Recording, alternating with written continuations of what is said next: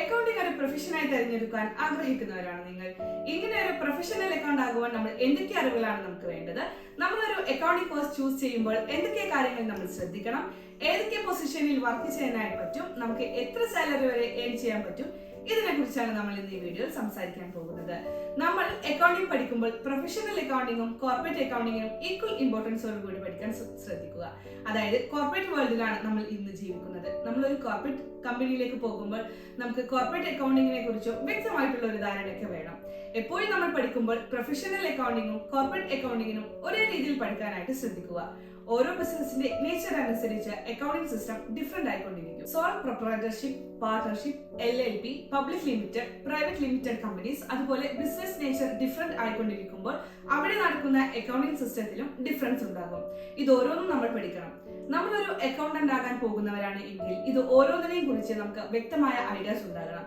അക്കൗണ്ടിങ്ങിന്റെ different stages നമ്മൾ പഠിക്കണം. Book keeping, ledger entry, trial balance, അതുപോലെ ഫിനാൻഷ്യൽ സ്റ്റേറ്റ്മെന്റ് പ്രിപ്പറേഷൻ, ഇതിനെ കുറിച്ചൊക്കെ നമുക്ക് ഐഡിയാസ് ഉണ്ടാകണം. അടുത്തത് റിയൽ ടൈം അക്കൗണ്ടിംഗ് ആണ്. അതായത് ബാങ്ക് ട്രാൻസാക്ഷൻ, അതുപോലെ ബാങ്ക് അക്കൗണ്ട്സുകളെ കുറിച്ചുള്ള പഠനം. അതായത് ബാങ്ക് ട്രാൻസാക്ഷൻ എന്ന് പറയുമ്പോൾ നെഫ്റ്റ്, RTGS, ക്യാഷ് ചെക്ക്, അങ്ങനെ ഡിഫറെന്റ് ടൈപ്സ് ഓഫ് ട്രാൻസാക്ഷനെ കുറിച്ച് പഠിക്കണം. അക്കൗണ്ടുകളാകുമ്പോൾ saving account, current account, overdraft, loan accounts, അതായത് റിയൽ ടൈം ട്രാൻസാക്ഷൻ എന്നാണ് ഇതിനെ പറയാ. അതിനെ കുറിച്ച് നമുക്ക് വ്യക്തമായിട്ടുള്ള ഐഡിയാസ് ഉണ്ടായിരിക്കണം. ട്രയൽ ബാലൻസിനെ കുറിച്ചും നമ്മൾ അറിഞ്ഞിരിക്കണം. അതുപോലെ തന്നെ ഏറ്റവും ഇമ്പോർട്ടന്റ് ആയിട്ടുള്ള ഒരു സെഷനാണ് ഇൻകം ടാക്സ് ആൻഡ് GST. ഇപ്പോൾ income tax and GST session base ചെയ്തുകൊണ്ട് ഒരുപാട് ജോബ് ഓപ്പണിംഗ് ഉണ്ട്. നമുക്ക് അതിനകത്തേക്ക് ഒരു കൺസൾട്ടന്റ് ആയി വർക്ക് ചെയ്യാൻ പറ്റും. അതിനുവേണ്ടി ഇൻകം ടാക്സ് ഫയലിംഗ് എങ്ങനെയാണ്, ഇൻകം ടാക്സിന്റെ ഡീറ്റെയിൽസ് പഠിക്കണം, GST ഫയലിനെ കുറിച്ചിട്ട് പഠിച്ചിരിക്കണം, ബിസിനസ് ഓഡിറ്റിനെ കുറിച്ച് പഠിക്കണം. അതുപോലെ ഏറ്റവും ഇമ്പോർട്ടന്റ് ആയിട്ടുള്ള കാര്യമാണ് കമ്പ്യൂട്ടറൈസ്ഡ് അക്കൗണ്ടിംഗ്. അതായത് നമ്മൾ മുമ്പ് ചെയ്തിരിക്കുന്നത് കംപ്ലീറ്റ് ബുക്ക് കീപ്പിംഗ് കാര്യങ്ങളാണ്. ഇപ്പോൾ കംപ്ലീറ്റ് അക്കൗണ്ടിംഗ് സിസ്റ്റം എന്ന് പറഞ്ഞാൽ കമ്പ്യൂട്ടറൈസ്ഡ് ആണ്. ഇതിനകത്ത് Tally, prime, MS Excel, P3 പോലത്തെ അക്കൗണ്ടിംഗ് സോഫ്റ്റ്വെയർ പഠിക്കണം. ഇങ്ങനത്തെ സോഫ്റ്റ്വെയറിനെ കുറിച്ച് നമുക്ക് പ്രോപ്പർ ആയിട്ടുള്ള ഐഡിയ വേണം. ഇത്രയും കാര്യങ്ങൾ അറിഞ്ഞിരുന്നാൽ നമുക്കൊരു പ്രൊഫഷണൽ അക്കൗണ്ടന്റ് ആയിട്ട് സാധിക്കും. ഒരു +2 അല്ലെങ്കിൽ ഡിഗ്രിക്ക് ശേഷം നമ്മളൊരു പെട്ടെന്ന് ജോബ് വേണമെന്ന് ആഗ്രഹിക്കുന്നവർ ആരോടെങ്കിലും ഒരു സജഷൻ ചോദിക്കുമ്പോൾ പലരും നമുക്ക് തരുന്ന ഒരു അഡ്വൈസ് ആണ് അക്കൗണ്ടിംഗ് കോഴ്സ് ചെയ്തോ, ഉയർന്ന സാലറി വർക്ക് ചെയ്യാം, അല്ലെങ്കിൽ നിങ്ങൾക്ക് വിദേശത്ത് പോകാം, അല്ലെങ്കിൽ ഒരു ബെറ്റർ പ്രൊഫഷൻ ആണ്, ആ ഒരു രീതിയിലൊക്കെ പറയാറുണ്ട്. പക്ഷെ പലരും ഇത് കേട്ട് അക്കൗണ്ടിംഗ് കോഴ്സ് ചെയ്യും, പക്ഷെ നമുക്കൊരു പ്രോപ്പർ ആയിട്ടുള്ള ഒരു പൊസിഷനിൽ എത്താൻ പലപ്പോഴും സാധിക്കാറില്ല. അതിന്റെ ഒരു റീസൺ എന്ന് പറഞ്ഞാൽ നമ്മൾ ചൂസ് ചെയ്യുന്ന കോഴ്സ് തന്നെയാണ്.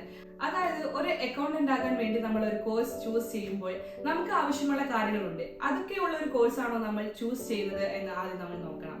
ഈ ഒരു സാലറി ഗ്രോത്ത് അല്ലെങ്കിൽ ഒരു റെപ്യൂട്ടഡ് പൊസിഷൻ ഒക്കെ ആഗ്രഹിക്കുന്നവരാണെങ്കിൽ നമ്മൾ പഠിക്കുമ്പോൾ എപ്പോഴും ഒരു കോർപ്പറേറ്റ് അക്കൗണ്ടിങ്ങിന് ഇമ്പോർട്ടൻസ് കൊടുത്തുകൊണ്ട് പഠിക്കണം. കാരണം ഒരു കോർപ്പറേറ്റ് കമ്പനിയിലേക്ക് പോകുമ്പോൾ കോർപ്പറേറ്റ് അക്കൗണ്ടിങ്ങിനെ കുറിച്ചുള്ള നോളജ് മസ്റ്റ് ആണ്. നമ്മൾ പഠിക്കുന്ന കോഴ്സിനകത്ത് കോർപ്പറേറ്റ് അക്കൗണ്ടിങ്ങിന് ഇമ്പോർട്ടൻസ് കൊടുത്താണോ എന്നുള്ളത് നമ്മൾ ശ്രദ്ധിക്കണം. ഏതൊരു ഫീൽഡിനേക്കാൾ കൂടുതൽ പ്രാക്ടീസിന് ഇമ്പോർട്ടൻസ് ഉള്ള ഒരു സെഷനാണ് അക്കൗണ്ടിംഗ് ഫീൽഡ് എന്ന് പറയുന്നത്. അതിനാൽ നമ്മൾ കാര്യങ്ങൾ കുറച്ചുകൂടി പ്രാക്ടിക്കലായി പഠിക്കണം. നമ്മൾ തിരഞ്ഞെടുക്കുന്ന കോഴ്സിനകത്ത് കറന്റ് അപ്ഡേറ്റഡ് ആയിട്ടുള്ള സോഫ്റ്റ്വെയർ, അതായത് Tally, ERP9, prime, MS Excel, P3 പോലത്തെ എല്ലാ സോഫ്റ്റ്വെയറും അതിൽ ഇൻക്ലൂഡ് ആയിട്ടുണ്ടോ എന്നുള്ളത് നമ്മൾ ശ്രദ്ധിച്ചതിന് ശേഷം മാത്രം നമ്മൾ കോഴ്സുകൾ ചൂസ് ചെയ്യണം. അക്കൗണ്ടിംഗ് പ്രൊഫഷണൽസ് ഏറ്റവും കൂടുതൽ ഓപ്പർച്യൂണിറ്റീസ് വിദേശ രാജ്യങ്ങളിലുണ്ട്. പക്ഷെ നമുക്ക് വിദേശ രാജ്യങ്ങളിലേക്ക് പോകണമെന്നുണ്ടെങ്കിൽ അറിഞ്ഞിരിക്കേണ്ട ഒരു കാര്യമാണ് ഗൾഫ് VAT. അതായത് നമ്മുടെ നാട്ടിലെ ടാക്സ് സിസ്റ്റവും പുറത്തെ സിസ്റ്റവും ഡിഫറൻസ് ഉണ്ട്. നമ്മളൊരു ഇന്റർനാഷണൽ ടാക്സ് സിസ്റ്റത്തെ കുറിച്ച് ഒരു അവയർനെസ് നമുക്ക് എപ്പോഴും ഉണ്ടായിരിക്കണം. തിരഞ്ഞെടുക്കുന്ന കോഴ്സിനകത്ത് ഗൾഫ് VAT അല്ലെങ്കിൽ ഇന്റർനാഷണൽ ടാക്സ് സിസ്റ്റത്തെ കുറിച്ച് പഠിക്കുന്നു എന്നുള്ളത് നമ്മൾ ഉറപ്പുവരുത്തുക. നമുക്ക് ഈ ഒരു കോഴ്സ് കഴിഞ്ഞാൽ നമ്മുടെ ജോബ് ഏരിയാസ് എന്ന് പറയുമ്പോൾ ഒരു ചെറിയ ഷോപ്പ് മുതൽ ഒരു കോർപ്പറേറ്റ് കമ്പനി വരേക്കും, ജൂനിയർ അക്കൗണ്ടിൽ നിന്നും ഒരു കോർപ്പറേറ്റ് കമ്പനിയുടെ CFO, അതായത് ചീഫ് ഫിനാൻഷ്യൽ ഓഫീസർ എന്ന ലെവൽ വരേക്കും ഈ ഒരു കോഴ്സ് കൊണ്ട് എത്താനായിട്ട് പറ്റും. അതായത് ഇതിൽ മെയിൻ ആയിട്ട് കോഴ്സ് കഴിഞ്ഞാൽ ഉടനെ കിട്ടുന്ന ഒരു ജോബ് പൊസിഷൻ ജൂനിയർ അക്കൗണ്ടന്റ് ആയിട്ട് വർക്ക് ചെയ്യാം. Book keeping, clerk, financial advisor, financial consultant, GST practitioner, income tax practitioner, GST consultant, ഇങ്ങനെയുള്ള പൊസിഷനിൽ ജോബ് ഓപ്പർച്യൂണിറ്റീസ് ഇതിൽ ഉണ്ടാകും. ഈ ഒരു കോഴ്സ് ചെയ്യാനുള്ള ബേസിക് ക്വാളിഫിക്കേഷൻ എന്ന് പറഞ്ഞാൽ +2 ആണ്. +2 മുതൽ മുകളിലേക്കുള്ള ആർക്കും ഈ ഒരു കോഴ്സ് ചെയ്യാനായിട്ട് പറ്റും. അതായത് മുമ്പുണ്ടായിരുന്ന ഒരു തെറ്റിദ്ധാരണ എന്ന് പറഞ്ഞാൽ BCom കഴിഞ്ഞ ഒരാൾക്ക് മാത്രമേ ഈ ഒരു അക്കൗണ്ടിംഗ് കോഴ്സ് ചെയ്യാൻ പറ്റുള്ളൂ എന്നാണ്. അതായത് ഇതിനൊരു ബേസിക് ക്വാളിഫിക്കേഷൻ +2 ആണ്. +2 മുതൽ ഡിഗ്രി, ഡിപ്ലോമ, BTech കഴിഞ്ഞവർക്ക് വരെ നമുക്ക് ഈ ഒരു അക്കൗണ്ടിംഗ് കോഴ്സ് ചെയ്യാൻ പറ്റും.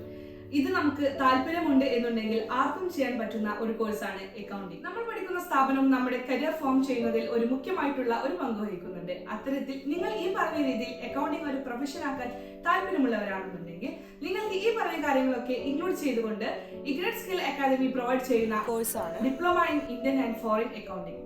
നമ്മൾ സ്റ്റുഡൻസിന് ഇന്റർവ്യൂ ഗ്രൂമിംഗ്, അതായത് ഇവരൊരു ഇന്റർവ്യൂവിന് പോകുമ്പോൾ നമ്മൾ ഒരു അക്കൗണ്ടന്റ് ആണെന്നുണ്ടെങ്കിൽ നമ്മൾ ഏതൊക്കെ ക്വസ്റ്റ്യൻസ് ഫേസ് ചെയ്യേണ്ടി വരും, അല്ലെങ്കിൽ ഏതൊക്കെ രീതിയിൽ പെർഫോം ചെയ്യണം, ഏതൊക്കെ ടോപ്പിക്സിനെ കുറിച്ചാണ് അറിഞ്ഞിരിക്കേണ്ടത്, അങ്ങനത്തെ കാര്യങ്ങളൊക്കെ ഇൻക്ലൂഡ് ചെയ്തുകൊണ്ട് ഒരു ഇന്റർവ്യൂ ഗ്രൂമിംഗ്, അതുപോലെ ഒരു ബേസിക് ഇന്റർവ്യൂ അറ്റൻഡ് ചെയ്യുമ്പോൾ നമുക്ക് അത്യാവശ്യം കമ്മ്യൂണിക്കേഷൻ സ്കിൽ കാര്യങ്ങൾ ഉള്ളതാണോ എന്നുള്ളത് കമ്പനി ടെസ്റ്റ് ചെയ്യും. അതിനുവേണ്ടി നമ്മൾ സ്പോക്കൺ ഇംഗ്ലീഷ് ക്ലാസ് നമ്മൾ പ്രൊവൈഡ് ചെയ്യുന്നുണ്ട്. ഓരോ സ്റ്റുഡൻസിനെയും ഒരു കോർപ്പറേറ്റ് കമ്പനിയുടെ പ്രൊഫഷണൽ അക്കൗണ്ടിംഗ് പൊസിഷനിലേക്ക് എത്തിക്കാവുന്ന രീതിയിലാണ് നമ്മൾ ഇവിടുന്ന് മോൾഡ് ചെയ്തു വിടുന്നത്. അതോടൊപ്പം തന്നെ ഒരു എൻട്രി ലെവൽ ജോബ് നമ്മൾ 100% അസിസ്റ്റന്റ് ചെയ്യുന്നുണ്ട്. ഈ ഒരു കോഴ്സ് കഴിഞ്ഞാൽ ആസ് എ ഫ്രഷറിന് കിട്ടുന്ന സാലറി പാക്കേജ് എന്ന് പറയുന്നത് 10,000 മുതൽ 20,000 റേഞ്ച് ഉള്ളിലായിരിക്കും. പിന്നെ നമ്മുടെ എക്സ്പീരിയൻസ് കൂടുന്നതിനനുസരിച്ച് കമ്പനി സാലറി ഇൻക്രിമെന്റ് പ്രൊവൈഡ് ചെയ്യും. അതുപോലെ തന്നെ പുറത്തേക്ക് പോകാൻ ആഗ്രഹിക്കുന്നവർ ആണെന്നുണ്ടെങ്കിൽ, അതായത് ഇന്ത്യക്ക് പുറത്താണെങ്കിൽ കുറച്ചും കൂടെ സാലറി കൂടുതൽ ഉണ്ടാകും. ആ ഒരു രീതിയിൽ അഡ്വാൻസ്മെന്റ് ആഗ്രഹിക്കുന്നവരാണെങ്കിൽ ഇന്ത്യക്ക് അകത്ത് നിന്ന് ആ ഒരു എക്സ്പീരിയൻസ് ആയതിനു ശേഷം നിങ്ങൾക്ക് പുറത്തേക്ക് പോകാനായിട്ട് പറ്റും. അതിന് യൂസ്ഫുൾ ആയിട്ടുള്ള രീതിയിൽ ഇന്റർനാഷണലി അക്സെപ്റ്റഡ് ആയിട്ടുള്ള സർട്ടിഫിക്കേഷൻ ആണ് നമ്മൾ കോഴ്സ് കംപ്ലീറ്റ് ചെയ്യുമ്പോൾ സ്റ്റുഡൻസിന് പ്രൊവൈഡ് ചെയ്യുന്നത്. എത്രയാണ് കോഴ്സ് ഫീ വരുന്നത്? കോഴ്സിന് ചെയ്യുമ്പോൾ നിങ്ങൾ ഒരു ചെറിയ രജിസ്ട്രേഷൻ ഫീയും അതിനുശേഷം ഒരു എക്സാം ഫീയും അടയ്ക്കേണ്ടതുണ്ട്. കോഴ്സ് ഫീ നിങ്ങൾ ജോലി കിട്ടിയതിനു ശേഷം ഇൻസ്റ്റാൾമെന്റ് വഴി അടച്ചാൽ മാത്രം മതി. ആരാണ് ക്ലാസ്സുകൾ എടുക്കുന്നത്? ക്ലാസ്സുകൾ എടുക്കുന്നത് ഈ മേഖലയിൽ 5 വർഷം മുതൽ 10 വർഷം വരെ എക്സ്പീരിയൻസ് ഉള്ള ഈ മേഖലയിൽ ജോലി ചെയ്യുന്ന ആളുകളാണ്. ഈ മേഖലയിൽ ജോലി ചെയ്തുകൊണ്ടിരിക്കുന്നവർ തന്നെ ക്ലാസ്സുകൾ എടുക്കുന്നത് കൊണ്ട് വളരെ ലേറ്റസ്റ്റ് ആയിട്ടുള്ള കാര്യങ്ങൾ പഠിക്കുവാനും ഈ മേഖലയിൽ പ്രാക്ടിക്കലായ കാര്യങ്ങൾ മനസ്സിലാക്കുവാനും സാധിക്കുന്നതാണ്.